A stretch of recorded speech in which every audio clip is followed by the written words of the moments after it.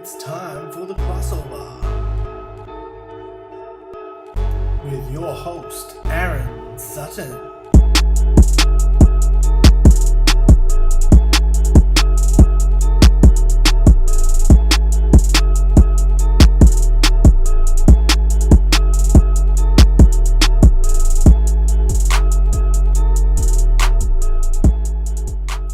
Hello and welcome to episode 2 of the crossover. If you're just joining us for the first time, this is a raw and uncut podcast about the NBA. We have a bigger show for you this week, guys. It's a little bit longer, but hopefully it's not too boring and you guys stay with it. Please remember to like, share, subscribe, comment, do all that cool stuff. Anyways, let's get started. All right, joining me from Bris Vegas is Julz. Actually, I'm going to call him what my daughters call him. Uncle Julz is joining us today. Yeah. Uncle Julz, what's going on? Tito Julz up in here, bro. Tito Julz. All right. Let's start talking about some basketball. I want to talk to you about the Cavs. The Cavs. How do you feel about the Cavs so far? I'd be feeling better if J.R. Smith wasn't injured. Is Amon's injured as well, right? Yeah, recovering from, I think it was wrist surgery. Okay. Yeah, so he's out for a while still. Kyrie Irving still doesn't have a timetable upon return. And J.R. Smith's out a couple of games with, I believe, some sort of knee contusion bruise thing. Yeah, well, so Kyrie's out, not sure how long, but at least they got Mo and they got Delly that are doing, a really good job. Surprisingly good job. Mo Williams is really, it's looking like Mo of old a little bit, kind of. Yeah, he's getting them buckets. And Delly's doing the defensive thing and hitting open threes, so it looks good. Yeah, Delly getting a lot of assists too. But on a team like that, you got a lot of people throw the ball to. But actually, I heard something today that he's the second assist leader behind LeBron James, which is pretty good. What, on the Cavs? On the Cavs, yeah, on the Cavs. Not in the NBA. Because that would be shocking. I was like... So what do you think about LeBron getting sad about the sleeves thing? Sorry, I thought you meant the first leader in assist in the NBA was Russell Westbrook, because then you'd be right. Anything to put the Thunder in. Sleeves things was pretty funny. How do you feel about the shirts? I wouldn't want to play in a shirt. I wouldn't either. I don't think it's just I think another thing from the NBA to try to push some more merchandising. Yeah, try and change it up a bit. Yeah, but what is it? I think I read somewhere that they said that the Cavs not once last season did they wear sleeve shirts. Oh really? Yeah, they had never and because previously they had said that LeBron had expressed his disappointment at wearing the jerseys, but then again I saw a newer article about how he's he's such a real businessman. And you got me thinking about saying too much, bro. So now you're saying a lot. Yeah, it's. Keep going. What did he say? LeBron James, he's he's not a businessman. He's a businessman. Yeah, I feel that. And he knows what he needs to do, and just probably spur of the moment, he's a little upset with himself. Like he said, the only thing he can change is his jersey at that time because he wasn't shooting well up to that point. Yeah. So he made a statement, and who cares? Yeah, well, I'll do the same thing probably. But you see that the thing that people are pointing out is Steph Curry, right? He's been wearing sleeves. It's not affecting him. You know what I mean? And then people are talking about LeBron James having to cry about his shirt. And then afterwards, I do say afterwards, he said it was more his mental state than the sleeves. You know what I mean? Exactly. That's what I'm coming across as the business thing. Yeah. So LeBron knows how to handle himself to the media. Yeah, he knows how to shave it over, soften it over. You know how big look at LeBron's shoulders, man. That dude is huge. Yeah. Steph Curry's swig out there, so I don't even think he knows he's wearing a shirt half the time. Yeah, I feel you. It's like a set of straws taped together inside a shirt. Yeah, but LeBron James is filling that shirt out. Yeah, I feel that. But see, the other thing about that game, because we're talking about the what game was that? That was yesterday against the Knicks. Yeah, so yesterday against the Knicks, he didn't have like his best game. It was kind of like really mediocre for him. And then someone said the stats after the game, and I was like, that's not the best he could have done. Like, he played very... he wasn't in it. He wasn't like trying to dictate the game. He wasn't leading the team how he normally does. Do you know what I mean? So it was very weird. It looked like they were going to lose. Yeah, there was a while there. Like, I think it came down to like other contributors really pulling that game out. Like, I think Mo Williams had like 20 points, and I think Tristan Thompson had a double-double or something like that. Yeah, he had a pretty big game, which is good. But, he's another person that throughout this season he's going to get a lot of shit because of that contract. So anytime he does anything, if it's good or bad, someone's going to mention something about the contract. A couple of years from now, when that cap goes up, that's going to look like a great contract. Yeah, people are going to be like, man, they got him on the bargain. Not on a bargain, but they're going to be like, that's a normal contract. And once you get like other matchups, it'll be like you'll just have Tristan out there. Like when you want someone like obviously like say like if it's like a Cavs sort of Cavs Golden State thing, you'd have like Tristan Thompson out there. You wouldn't. Excuse me. You wouldn't need what's his name? Timothy. And like once you get Olmade, what's his face? And it's a very now off the books. Like I think they're stuck with him for a little while. But if you could like dump that, then once again, it's looking like a great contract. Yeah. It's not bad. Like, you understand why they did it and everything. Like, this is probably the best Cavs team he's played with.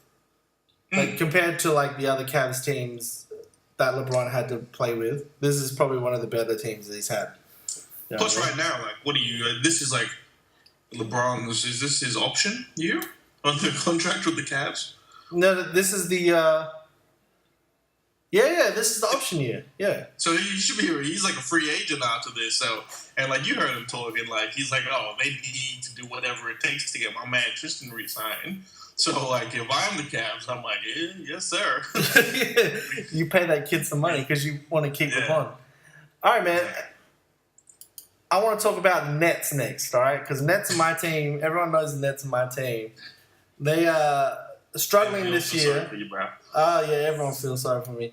I still watch every game because they're my team. It's pretty painful to watch. But I was saying to you earlier that it feels like they do so well for 3 quarters, and then the 4th quarter the other team goes, wait a second, this is the Nets. Like, we should be beating these fools. And then they do it. They do us. But, like, I think our average margin is, like, we lose by 10.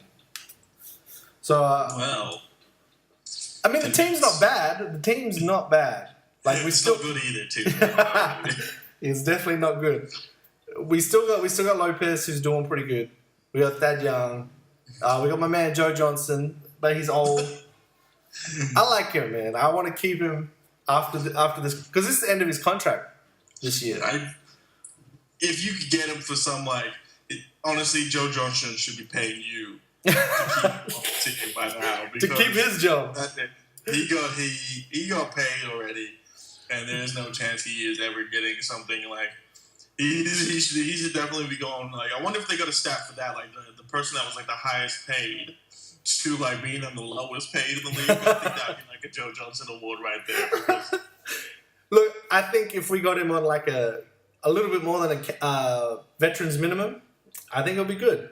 Like everyone was teasing us about getting Bargnani, but I was like, you know what? He's on a veterans contract, which is like nothing. Why not? And he played pretty well for a while. I don't rate him at all. I don't understand why we got him, but we're stuck with him, and I love him now because he's on my team. I think maybe just like because you can kind of play him with Brook Lopez. He stretches the floor sort of thing, Yeah, exactly. It gives Brook room to operate. And he's been rebounding. He's been blocking shots, so he's been doing good.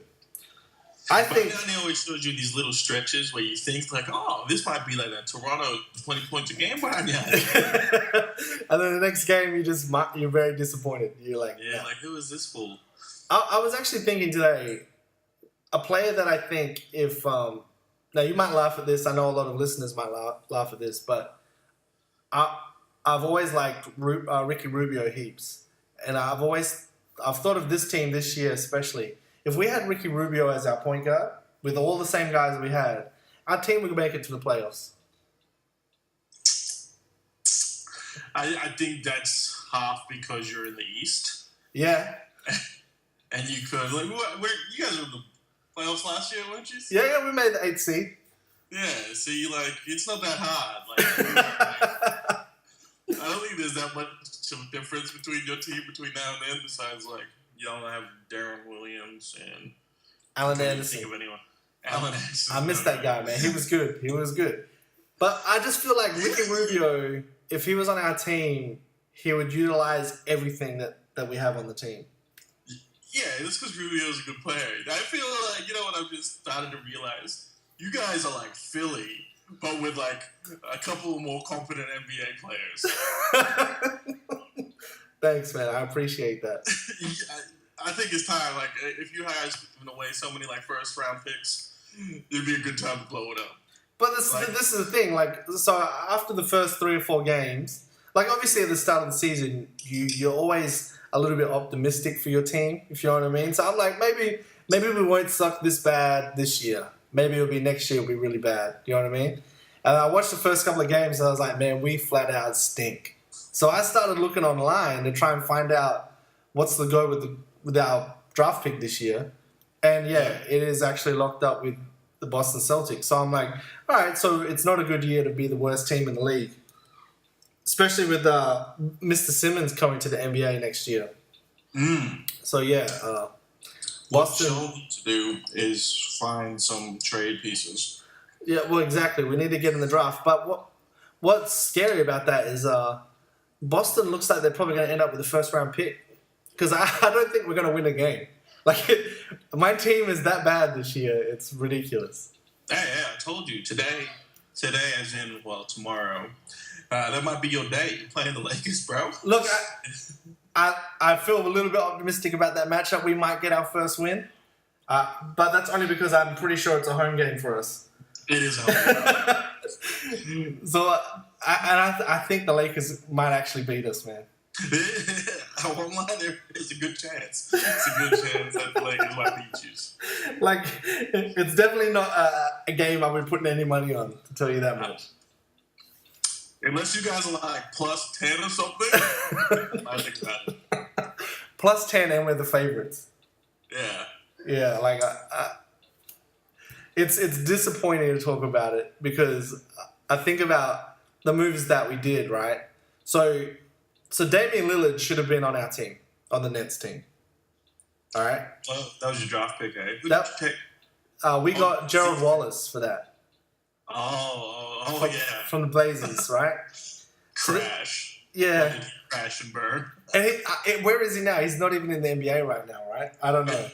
Is he still on the Celtics roster, just doing nothing? I think so. I think he's just cashing them checks. You know what I mean? Yeah. He's like, yeah. Keep getting the checks. Keep getting them checks. So and then now the Celtics. This deal is from that KG Pierce deal. Oh, sorry. Excuse me. I think Gerald Wallace is actually on the Sixers. Oh, really? Oh, no, wait. Crash and burn. 76ers wave Gerald Wallace players. Boom. Right, there you go.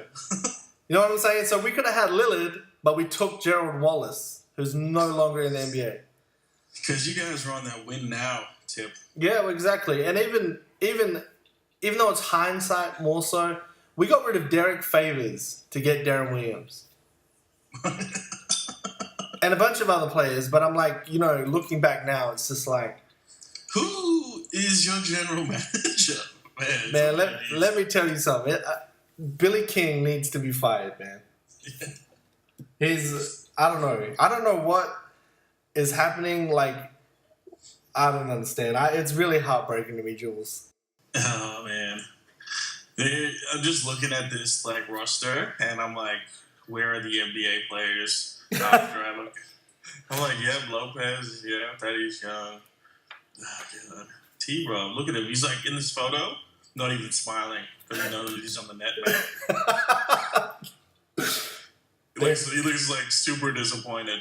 Now, don't worry, T-Rob, I feel for you, bro. But you're exactly right. We need to let him play more. He needs minutes. Like, I don't understand how last year we gave all this minutes to Plumlee, right? Mason Plumlee. And then T-Rob comes on our team and it's like, you just get a little bit of minutes. Give him Plumlee's minutes. He's a better player to me than Plumlee is. I think it's just because Plumlee's taller. That's probably it, right? That would be about it. Thomas Robinson could work in that jump shot, and then he'd be great. He'd be that super stretch four that you need. Hustles, gets every rebound, and can make some open shots. That's what he needs to do. But he needs minutes to do that. Yeah, I know. That's the thing. Right now, you should trade away Thaddeus Young, try to get some picks or some young talent. See if you can get someone for Lopez, and then just honestly, all these guys, I would not be holding on to anyone. You know what? I feel the same way, even about Lopez. Yeah, Lopez, because that's where you're gonna get your money. Yeah, someone will take Lopez, but you guys need to be realistic about your what you'll take for him, because I think that's probably what you guys are probably asking too much. Probably. Sorry, Billy King's probably asking too much. There was a couple of trades that were thrown out last year that we turned down, and I was all for them. I was like, take that deal, damn it. But I don't know. We got a long time. I think the next time we have our own draft pick is 2018, 2019. So yeah, fun times ahead. Yeah, you're in that purgatory. But we sort of are, but we sort of aren't. We have the Celtics have the right to swap picks with us for a majority of those years. Mm-hmm. So we still get a pick, but if the Celtics do really well and we do really bad, it's going to be a really shit pick. So, there's that. Uncle Julz, I want to talk about the Bulls, man. I know you watched the game today. How do you feel about them Bulls? Honestly, I'm not impressed. You know, I need to see it longer. Obviously, your staple is Jimmy Butler. He's great. He's a two-way player. Does a lot of good things. Really down with him. Then what else? Derrick Rose. I need to see him for maybe 20 games. He had a vintage game today though. Vintage Derrick Rose. Vintage what? Is hitting jump shots over Enes Kanter really that hard? I mean, come on. Is that? Am I impressed? I sense a little bit of hurt in your voice. I sense a little bit of hurt in your voice there. Oh man, he torched you guys today. He did not torch us. 29 and 7 assists, 5 rebounds. He did pretty good today. 29 points, really? Yeah. And he started really slow, and then after he made a couple of layups, that was it. He started hitting everything. So I'm with you. I'm not impressed. I don't understand why you got someone like Joakim Noah, right?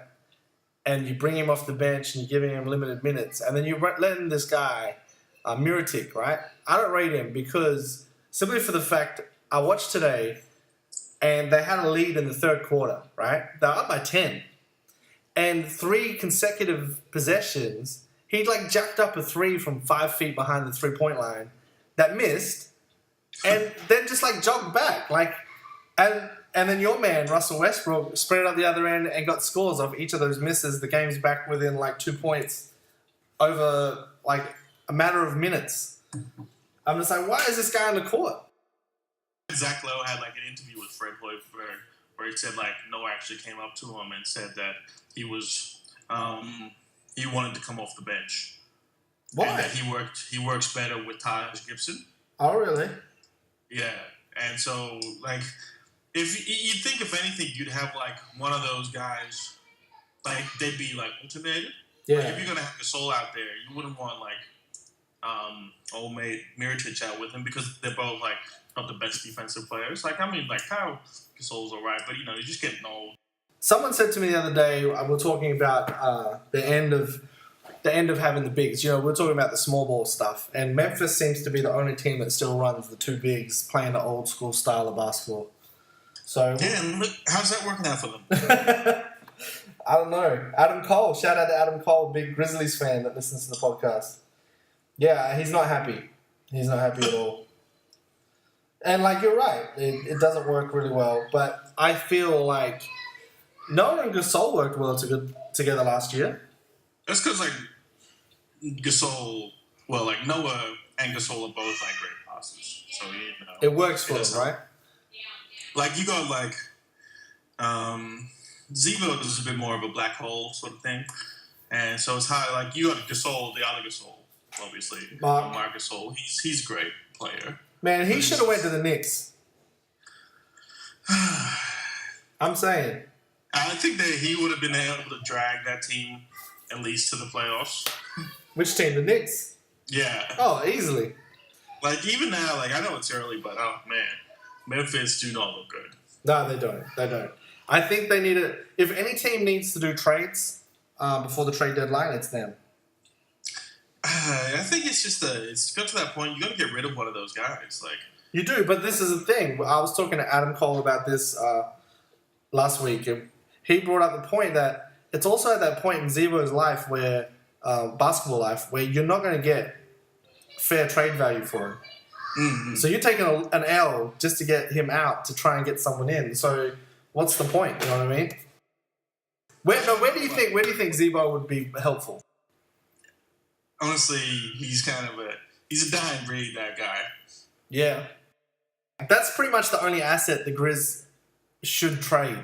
Do you know what I mean? I don't think that thing would be like if you have the only teams that I see like taking Zebo, he'd have to come off the bench most of the time. But like on the Grizz roster, like they're not gonna trade Conley because everyone loves Conley on that roster. He's only got 1 year left or whatever. Marc Gasol's just signed up for 5 years. It kind of sucks. Because you don't want to blow up your team after locking in Marc Gasol. You know what I mean? But you have to. The only way to move forward is, honestly, it'd be to get rid of Zebo. Like, he's done a lot for the franchise, and they had, like, a great run with him there with the playoffs. But, like, you're not getting any better than playoffs. Yeah, I feel that. I definitely feel that. See, Tony Allen is another one. Like, he's a defensive player, but he's an asset, man. You could, like, put him off to, like, a contender and hopefully get some youth back. Would I want Tony Allen on the Thunder? You would. That's a good fit right there. Do you like the idea of trading Tony Allen for Dion Waiters? Oh God. Because that works. That works financially, and on the NBA trade machine, it gives the Thunder one more win for the year. Really? Yeah. Yeah, just God. And see, then on the other hand, Dion Waiters he'll get a lot of minutes on that Grizz team. Mm. You know what I mean? He might show him a little bit of something, and then it becomes Adam Cole's problem to bitch about him shooting long twos. Yeah, so I don't know how old is Tony Allen now? He's getting up there. He's got to be getting up there. That's like a real win now move, but I think trick or treat Tony. Trade for some sort of wing, I'd want someone that could really shoot threes. Honestly, we got like so many big guys on the team. I don't understand it. We're like secretly we want to be the Memphis Grizzlies or something. I'm like, why do we have so many bigs? Oh man. See, someone that I always thought that you guys should have went after was Trevor Ariza when he was up. Oh God, that would have been sweet. You know what I mean? Like, just having him play shooting guard. And because he can hit three and he can D up, so that would. It wouldn't even matter. Like technically, I've seen lineups where we had like Durant was technically playing shooting guard. That's what he does anyway, right? So like, if you just roll him out there, like even though Trevor Ariza is technically the shooting guard, he's like whatever. He's just gonna swap with Durant on anything, so it doesn't matter. How do we get back to the Thunder though? Because they're an amazing team. We're happy to see them back. They're electrifying, bro. That's all the time we have time for today, Jules, on the Thunder. No. At least we saved the best for last. Yeah, at least we got the best in at the end. Thanks for joining us, Julz, Uncle Julz. Hey, anytime. Anytime, love to be here. Uncle Julz is going to be back later on. We're going to actually put some tips in this week's podcast. So we'll see you then, Julz. Yes, sir. All right, and now it's time for the segment I like to call the Female Ref. And joining me again is my beautiful wife, Quinn, and my little 6-week-old daughter, Harlem. How you guys going? Good. Harlem's asleep, by the way, so she's not going to say she's doing well. So this week, honey, I would like to talk to you a bit about player contracts and what players are worth and all that sort of stuff. You kind of already know how the salary cap works. I've already explained that to you and how players are allocated contracts within the salary cap. Yeah. And that leads to the discussion of what players are worth, which leads to the discussion of what players deserve to earn. So my question to you is, do you think what these players get paid, which I've told you many times what these contracts are worth, do you think they deserve the money they get? If I was them, Yeah. if I was them, then I'd say I deserve that money. Yeah. But then obviously, like, you've got to think back to what they actually started on. Yeah. So each player started on a different salary, and then depending on how well they play during each season that happens, they're going to do better and their salary's going to go up, just like getting a promotion At work. So I think from their perspective, yeah, they deserve it because they work hard and that's their profession as a basketball player. And that's all that they do is play basketball. So I think they probably do deserve it. Mm-hmm. Well, see, there's a lot of discussion. It is a lot of money. It is a lot of money. But it's a big business too. So it generates a lot of money. So them getting paid big contracts is just them getting honestly, just a small share of what the business generates. You know what I'm saying? Like every other employee in the world gets a small percentage of what the company generates. So it comes down to it where, so a lot of the times, neatly, the team will fill out the roster and they'll have a pretty even roster because they've used that cap to the best of their advantage. But sometimes you've got big players like Kobe Bryant or LeBron James that you want to pay the most money to because you don't want another team to pay them and outbid you for that player. So then a lot of people complain and they will say like, oh, if that player wants to win, they should take a pay cut. Like a big deserving player. Like I'm talking like Carmelo Anthony, LeBron James or Kobe. People will look at these players and say, oh, if they want to win, they should take a pay cut. And the pay cut is usually more than anyone that listens earns in a year. Like a lot more. Yeah. So when we're talking a pay cut, we're talking $3, $4, $5, $6 million a year. Yeah. You know what I mean? Like a lot of money still. So then they look at it, if a player is not willing to take the pay cut, they look at it as them being selfish. How do you feel? Like, what are your thoughts on that? Well, I think I wouldn't take a pay cut. No one wants to take a pay cut. Yeah. Let's be real. No one wants to take a pay cut, ever. Would you take a pay cut and, like, at your job? No, I wouldn't. No. Does the amount of money they earn change that? Or is it always... It's always going to be the same, right? Doesn't matter how much you earn. No, it doesn't matter how much you earn. You don't want to. That's what they're used to. Yeah. As you get promoted in a job, say, like any job, any person getting promoted in a job, you get 50k, then you get 60k, and then you get 70k, and you're always working up to earn more money in the profession that you do. And there is no way that you're going to go back to 50k just because someone says, oh, well, we can't pay you that much, so we're going to put you to 50k. You're going to go, well, no, sorry, I'm going to go to another job. Yeah. And you'll look for something and someone that's going to pay you the amount that you want. And just like any normal person, like just because we're not earning that much money, that's their profession.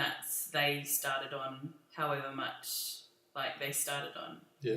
And they're not going to go back to being paid. No. And see, another thing that a lot of people don't think about is So the lifetime of mine and your job, we're going to be working for the rest of our lives, right? Like, we're always going to have a job. Yeah. Whereas these guys, and like you said, constantly throughout our working career, we look to improve and earn more and earn more and earn more until we peak and then we retire. Yeah. Right? In the NBA, it's different. Like, your window is only to a certain age. Like, there's not many people going over 40 years old in the NBA. So and by the end of their run, that 30 to 40 years old, other than Kobe Bryant, no other player gets paid peak money during that time. Your peak pay period would be in your late 20s to your early 30s. Yeah. That's when you get paid the most. Then after that, it'll cut off and you will slowly start to get paid less because you can't do as much on the basketball court, to the point where you're no longer able to play in the NBA. Yeah. So then you no longer get an NBA check. Yeah. Do you know what I mean? So people don't think about that. Like, they've only got a short amount of time to maximize their earning potential before they don't get any of that again. Like, there's no way these players are going to earn that much outside the NBA. Yeah, and then you've also got to think about these players, they play hard out, and anything can happen in a game in which they could be out for a season, or they could not play, like, they could hurt themselves and then not be able to play next season as good as they played before. And that's going to stop them from being on the court and earning more money. So I wouldn't say... Yeah. We actually bring up a good point, because a lot of older players that are commentators now, they've still got really bad injuries that still they suffer from today. Like, one of the coaches, Steve Kerr, he's still dealing with bad back, I'm pretty sure. And he's a coach now, so he's not getting paid player money. Not that he got paid much when he was playing, but these things affect them for the rest of their life. Yeah. Yeah. But it's something that you can't say is going to happen to you, because it might. And if a team is going to pay you a lot of money to get you on their team, I'd take it. Well, so this is another thing that people say, like, a guy that plays for my Nets, Joe Johnson, he had a really big contract for a long time, to the point where everyone said that he was overrated because he was paid so much, but he wasn't as good as the other players that should have been paid that much. But his comments were, the team offered me that money. He didn't go in there and ask for that money. The team said to him, we're going to pay you this much. Yeah. And, like, I think the expectation from fans, expecting him just to say, oh, no, that's too much. How about you take off $10 million and pay me that? Like, do you know what I mean? That's not realistic. No, it's not. Yeah. It's not what anyone would say. Not the right, anyone in their right frame of mind. Yeah. Yeah. Okay, so think about this, right? If you got offered more than what you thought you were worth, and then you said, oh, take some money off that, I think I'm only worth this much. Mm. Being in the same corporation, would they lowball you again because they know that you're going to take less money? Yeah, they would. So then why would you say no to more money? It doesn't make sense. It doesn't. It's not a good business. No. It's not a good business decision if you take less money. No. And then as well as if you took less money, then you'd either stay on the same amount for the rest of your life, or get lowballed again. Yeah. And again and again. Continuously. Yeah. Because they were like, oh, he's willing to take less, let's keep offering him less. Yeah. So that becomes an issue. Fans stress about the salary cap. Yeah. Because the salary cap sort of molds what your team's going to be. So if your team isn't that good and you're using up all your salary cap, you're in trouble. Yeah. And so people always talk about what players are worth and what they should be spending on this player and on that player. And it comes up a lot. All right, and that ends the female ref. Thank you, Quinn, and thank you, Harlan, for joining us. No problems. We'll see you next time. Oh, yeah. All right, and joining us from Brisbane is Dan the Man. He's joining us again. Dan, how you doing? Good, thanks, Aaron. Yourself? How you been? Been good. It's been a good week. Been lots of NBA games to watch for me. I guess what I'd like to talk about first is the Wizards. The Wizards, yeah. How do you feel about the Wizards so far? I've only caught the Spurs-Wizards game the other day, and they were pretty impressive, especially Bradley Beal. How smooth does he look with the shot and everything? He's amazing, and they're not going to extend him at the moment, so that's just crazy. He's going to get paid. That's definitely a player. Like, a lot of people talk about him being a little bit injury prone and stuff, but he's definitely a player you want to lock in for the long term, if you could. There's been talks that the reason why they did it is to free up cap space to chase after Kevin Durant, and then sign Bradley Beal later with the bird rights. But, I mean, I don't know. Do you risk that?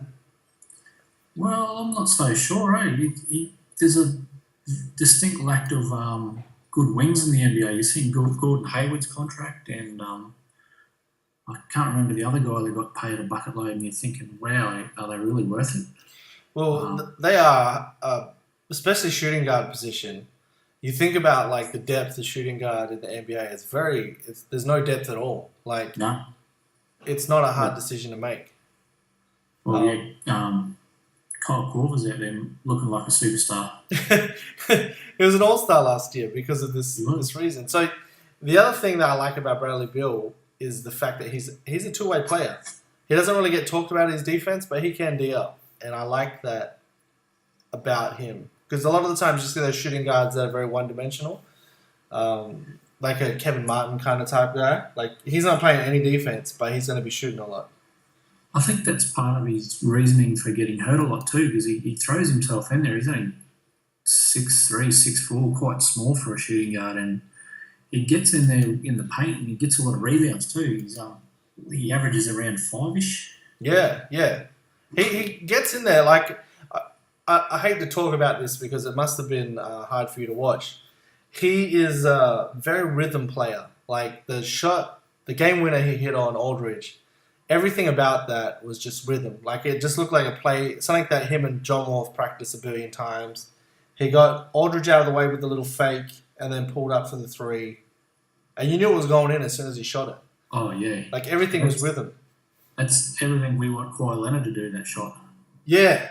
And actually, talking about the Spurs, it's funny that this is happening because when we were talking to Julz earlier, every chance he had to bring up the Thunder got brought up. So, and actually, I brought up the Nets a little bit too. But talking about the Spurs though, really quickly in that game, like I was saying to you, it was good seeing Kawhi trying to take some shots in the little stretch there, down the stretch, in the last 3 or 4 minutes. But he just didn't look confident taking them. He was taking them because obviously someone's told him that that's what he needs to do, but he just didn't look in rhythm or confident.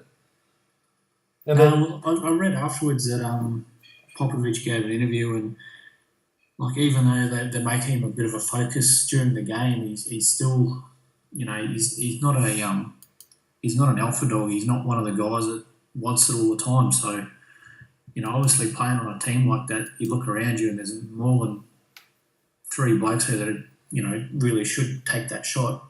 Yeah. You got Arnie, you got Aldridge, even Timmy, Tony, they're all pretty clutch. Hey, and even Tony put in a good game. That was his best game of the year, I thought. It is, and I hope it's not the last one because I got him in one of my fantasy teams and I need that production. Especially against a point guard like John Wall. How do you feel about John Wall? A lot of people were written him off and didn't think he was that great. And then last year he had a great year. This year he's having another good year already.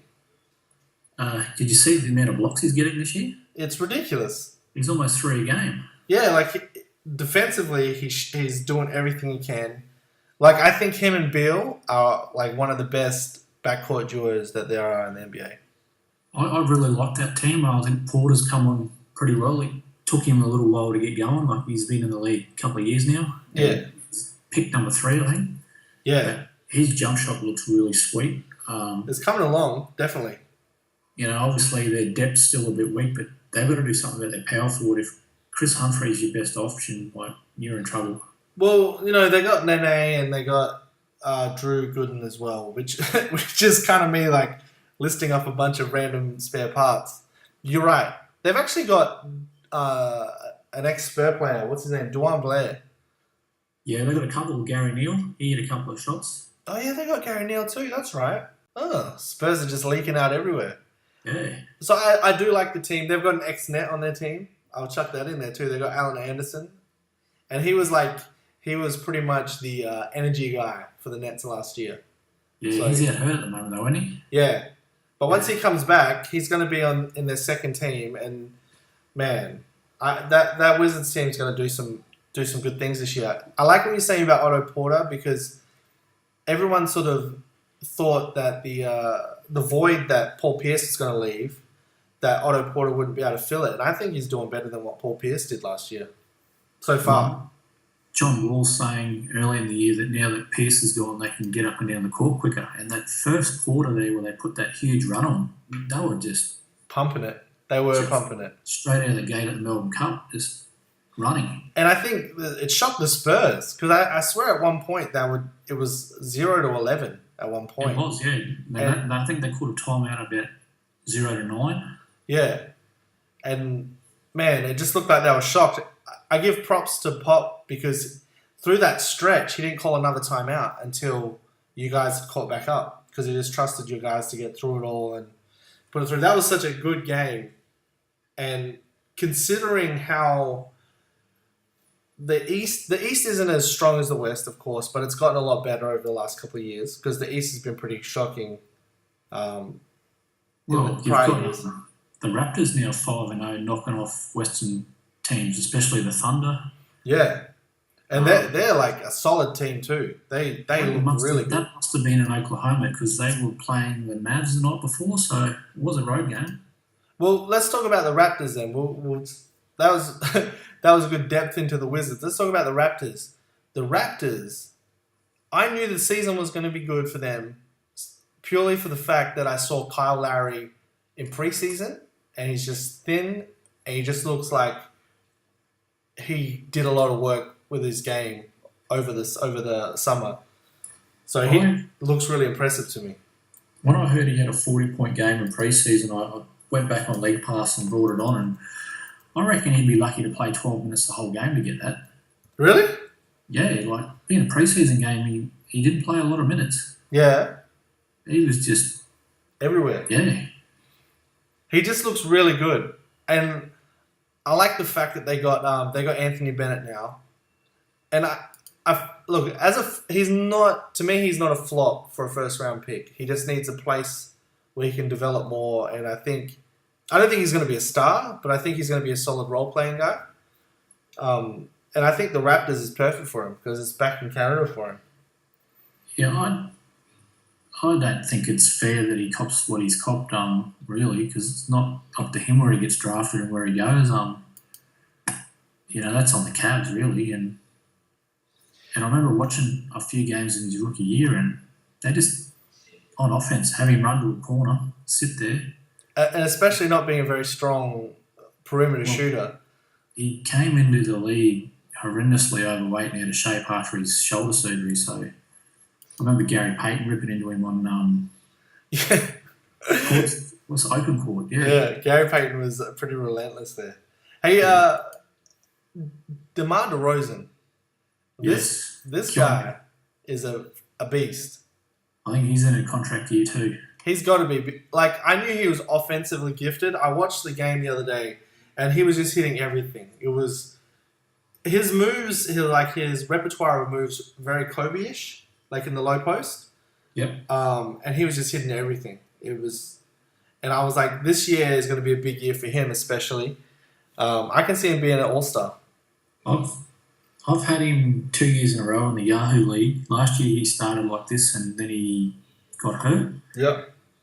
And he went ice cold for a bit. And but yeah, I watched the Raptors play the Mavericks yesterday, I think it was. And, they had a lot of trouble staying in front of him. Yeah. That's a matchup that the other team's two guard doesn't really want to be playing defense all night against. Like, But see, last year he was very streaky. Like he would have good runs, and then all of a sudden he would go cold. Like when the Nets had them in the playoffs, he had a couple of bad games, and that's why we managed to get him out.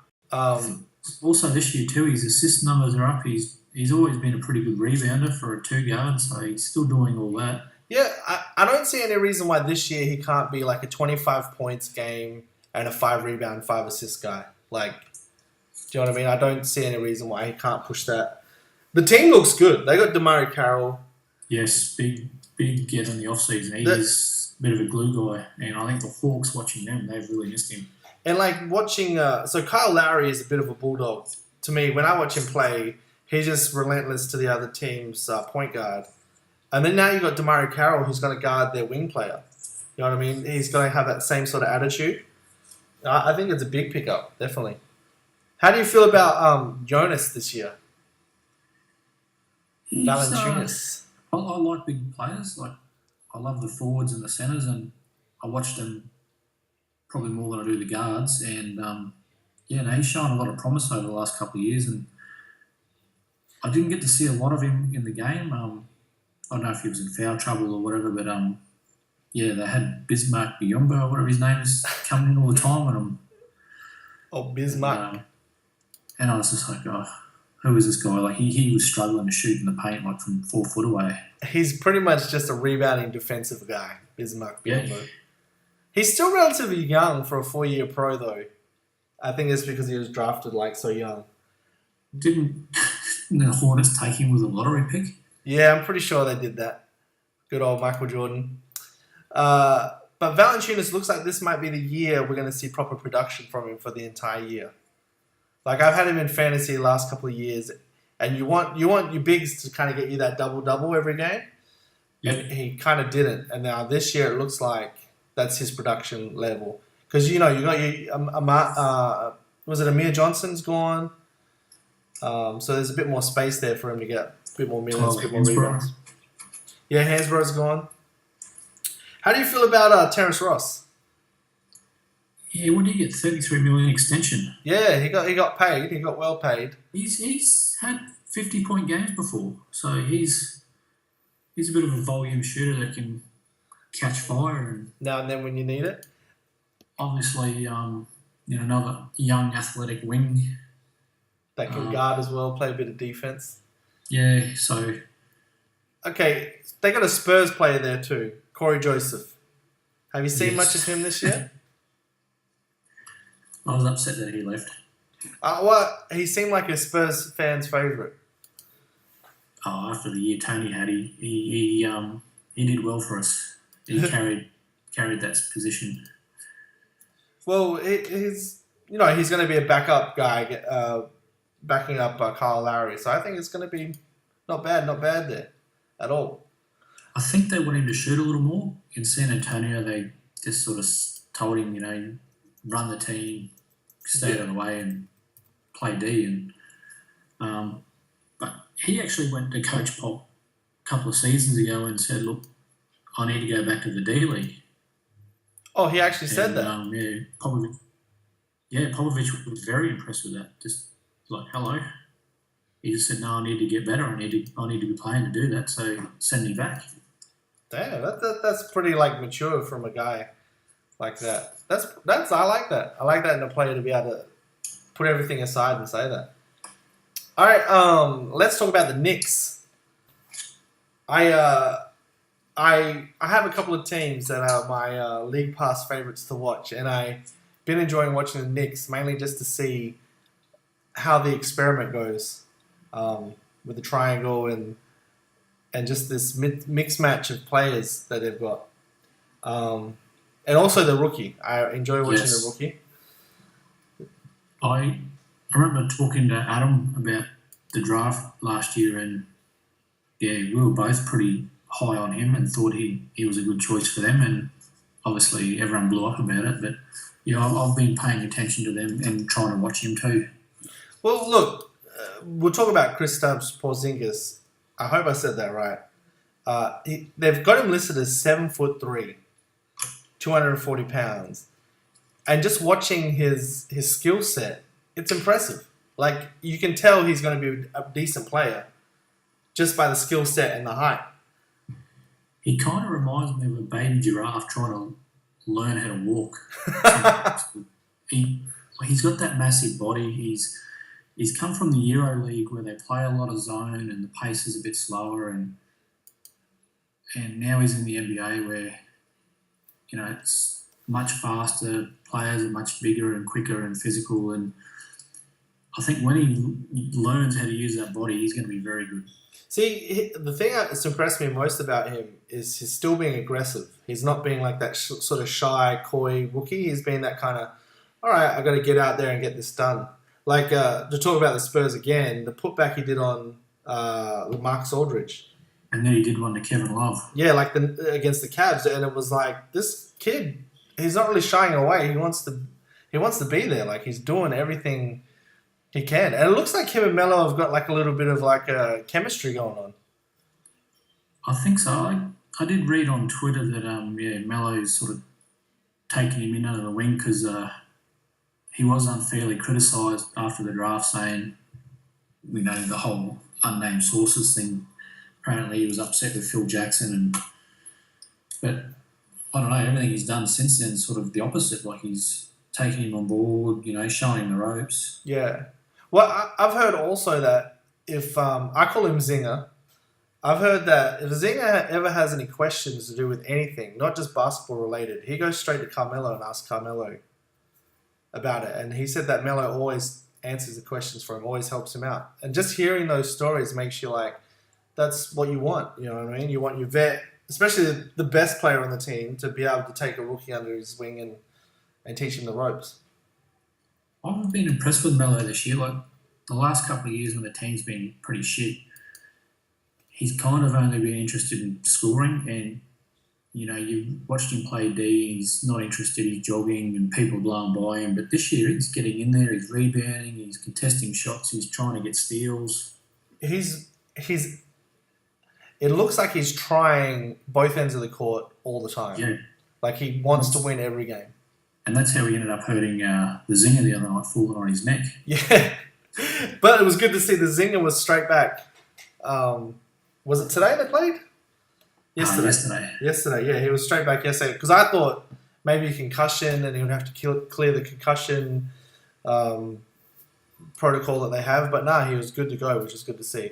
One thing I found funny, I know people getting hurt's not a real funny thing and shouldn't laugh, but while he was on the floor on that, it looked like Sasha Vucicic is like a translator for him. Like, he was hovering around him, you know. Looked like, you know, Zinger was muttering something and then Sasha would tell the doctor, or I don't know. I saw that. And it actually looked like Jose Calderon was there as well. And do you know what I was thinking? I was thinking that those two guys have got a lot of experience, broken English. Yes. Do you know what I mean? So I was thinking maybe they were just understanding quicker what he was trying to say. But when you hear Zinger talk, his English is good, man. Like, it's not like he can't speak English at all. So, man, I noticed that as well. It was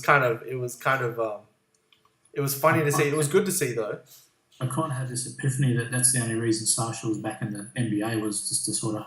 I'll tell you something, though. Sasha looks like a freaking... I don't know.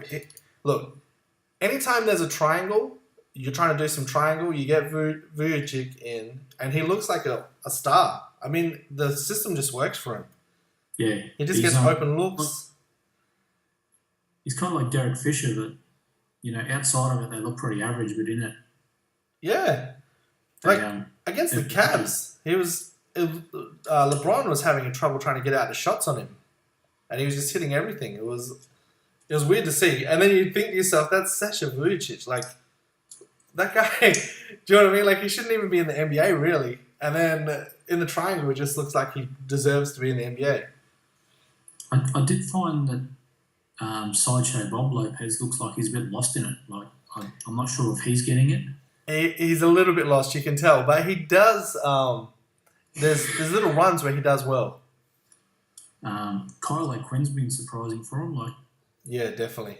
He's someone I've grabbed on one of the ESPN fantasy leagues, and he's getting a few boards and a few shots, and He's a bit of a stat stuffer yeah, because he gets blocks, he gets steals, he does a bit. I like back to Melo really quickly is Melo. It looks like we're seeing the Team USA Melo a lot more. Do you know what I mean? Like whenever he plays Team USA, he's a ridiculously good player, and then normally when he comes back and it's all about offense, he I don't know, he doesn't suck because he's still putting up like 30 points a game, but it's not like that all-round game. Now he's back in this mode of Team USA. He's making other players look really, really good. Like I'm talking about like Jose Calderon and Vucevic. What's his name? Kylo Quinn's looking good. The point guard, what's his name? I'm trying to think of his name. Galloway. Yes, he's a handy player. He's looking good. Their rookie, Jerry and Grant. Yeah, I mean, even he's looking good. Harvey Grant, right? Yeah, I'm pretty sure that's his son. yeah, it's one of them. Yeah, And no, he looks good. Like he looks good for him. They still haven't got Aaron Afolo back. I think he comes back the next game. So I was gonna say he's a very good shooter. yeah, and like he's gonna fit in the triangle. Derek Williams is looking fantastic in the triangle. Yes, Like he's another player that's been rejuvenated there. Right. That's the surprise pickup they got. Derek Williams and Kevin Seraphin. Yeah, he's been injured a fair bit, so I think when he played the Spurs the other night was his first run in a little while. Yeah, he looked a little bit extra big. But, like, they're surprisingly good, man, the Knicks. I could see them getting the 8th seed if they stay healthy. So, the Pistons, I like them. I think they look really good. Kentavious Caldwell-Pope looks really good. You just said Reggie Jackson. Marcus Morris is looking good for them. He's having a good year. He is. They got Stanley Johnson, who looks like he's going to be a good player in the league. Brandon Jennings isn't even back yet. He's looking like he's a pretty good player, I reckon, in my opinion. You got Aaron Ilyasova. He's having a good year. He's having a good year, but I think it's because he's finally not with his old team, the Bucks, anymore. So the team looks good, and Stan Van Gundy has done a great job there. Where they come apart against the Pacers the other day is when they were up by 11 and then they did a platoon swap and basically the whole second team came on and that's when Indiana just sort of kicked it up a gear and that was the end of the game. That was like the second half they lost that. Wow. So they did a 5-on-5 off switch. Yeah. They were up 11. It was getting near to halftime and Pacers don't look good at all, but they just wanted it more. They just took it off him. Paul George is still showing, flashes of brilliance, and that Miles Turner, the young rookie big, he impressed me because Ian Mahinmi was out, so he got a bit more of a run than usual. I like him. I'm pretty high on him. Like, he's a blocker, he's a rebounder, he's not too bad offensively, like, he can play. And Jordan Hill actually had a very solid game. Yeah, I think it was his first double-double of the season, that one. But none of them could keep Drummond off the boards. Yeah, he's just a freak. And I think getting rid of, Monroe out of the middle there has just opened up so much more for him. Oh, yeah. You know what I mean? Like, And yeah. so I think what Stan Van Gundy, exactly what you said, he's spread the floor with shooters, he's got everyone out of Drummond's way, and just let him be elite. Yeah. And he's due for a he must be in the same rookie class as Beal and that because they're trying to get him extended now too. Yeah, it's going to be interesting because to me he's a player that you have to extend. Like, you don't want to risk it. No, I'm sure the Lakers or Pat Riley and the likes of those clubs would throw Everything. The checkbook at him and say, write your own number. Yeah. You tell us exactly what you want and you got it. All right, Dan, thanks for joining us. And we'll see you next time, I guess. I think you're going to be a regular on the show. That's all right. Thanks for having me. Enjoyed it. No problems. All right, now it's time for our betting segment, Easy Money with Uncle Julz. Uncle Julz, thanks for joining us again. Easy money. That's what we're about. All right, what games do you like tomorrow for the Saturday? If I check tomorrow's game, if Cousins is not playing, then I might bet on Rockets -5.5 against the Kings. Yeah. But if he is, I might want to stay away from that game. There's a lot of like interesting games on tomorrow that can honestly go either way. Orlando Magic have been playing actually really well lately, and I think most of the time they do cover the spread, and they are +5 against Raptors tomorrow. Oh, really? The Raptors' little hot start, it's going to come to an end eventually. So, and I think like Orlando Magic have a good like matchup against them. Okay, I like that one too. I think the Magic, every game is going to be close for them this year. Definitely. Exactly. Then I think honestly, your easiest money tip would probably be the Atlanta Hawks against the New Orleans Pelicans, -3. -3. Yeah. Yeah, I'd be dumping some money on that one. That sounds like an easy money bet. Yeah, I think that one's your best. People are still like underestimating the Hawks a bit, but I think the Pelicans maybe tomorrow's the day that what's his face, Anthony Davis shows up and brings his A game. But for now, you can't count on that, and the Hawks are playing well. And even it's not just him; the rest of the team has to come and play too. You know what I mean? So I think that's a good one. -3 is definitely something. The only thing is that at Pelicans, it's in New Orleans, but it's still same time. Noel and Shorty. Hawks are like tried and true sort of team, especially in the regular season. So I'd be leaning towards them, definitely. Yeah, definitely. Cool. All right, Uncle Julz, thank you for that. Guys, if you want to comment anything about the easy money bets, let us know. What was that, Uncle Julz? Keep getting them checks, baby. Oh, yeah. All right, thank you. All right, peace. All right, now that's the end of the show, guys. I hope you guys enjoyed it. Please like, share, subscribe, do all that cool stuff.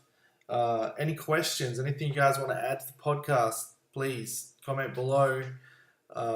Share the podcast. Search in Facebook for The Crossover. Come and find us. Join the page. Lots of updates daily there. I'll put out the podcast on SoundCloud, YouTube, and also in the iTunes store. So let everyone know where they can get it, and let's get it out there. And I'm going to try and do a couple more podcasts throughout the week. I might try and get another one out this weekend. Look, I'll do what I can, guys. Thank you for joining me again. Have a lovely week, and I'll speak to you guys soon. Peace. Over there and over there, okay. Ordered up 100 roses, we the best like blase, blase, on J. Whipping Maseratis on J.